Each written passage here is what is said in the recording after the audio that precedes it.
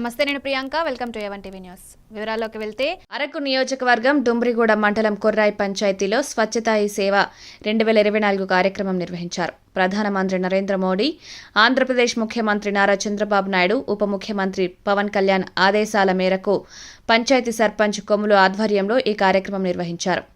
జనసేన నాయకుడు బంగరు రామదాస్ ముఖ్య అతిథిగా పాల్గొని గ్రామాల శుభ్రత పెంచడానికి డస్ట్బిన్ల వినియోగాన్ని ప్రోత్సహించారు.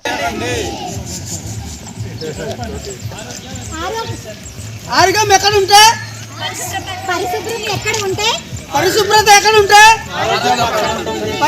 ఎక్కడ ఉంటే పరిశుభ్రత ఎక్కడ ఉంటే చెత్త చెత్త వేయకండి, చెత్త వేయకండి, ఇంట్లో వ్యర్థాలు చెత్త వేయకండి, చెత్త వేయకండి, చెత్త వేయకండి. సర్పంచ్ గారికి, ప్రత్యేకంగా సెక్రటరీ మేడం గారికి, అలాగే ఇక్కడ ఉన్నటువంటి ప్రతి ఒక్క నాయకులకి, ఇక్కడ ఉన్న బృందానికి ప్రతి ఒక్కరికి నా హృదయపూర్వక నమస్కారం తెలియజేస్తున్నా.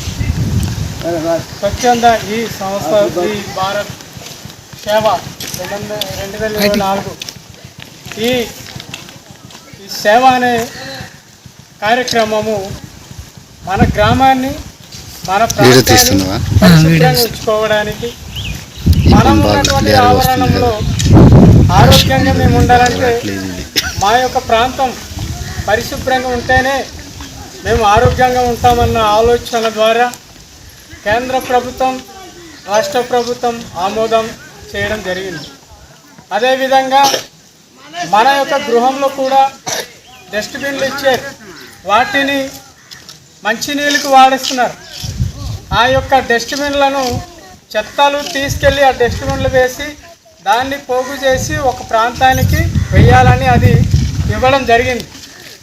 కనుక మనము మన గ్రామానికి, మన యొక్క గ్రామంలో చెత్త చెదరాలు ఏది ఎక్కడ పడితే అక్కడ పడనివ్వకుండా మంచి ఒక ప్లేస్లో, పరిశుభ్రమైనటువంటి ప్లేస్లో అది పెట్టి దాన్ని కాల్చివేయడము ఏదో చేస్తే ఆరోగ్యంగా బాగుంటుంది.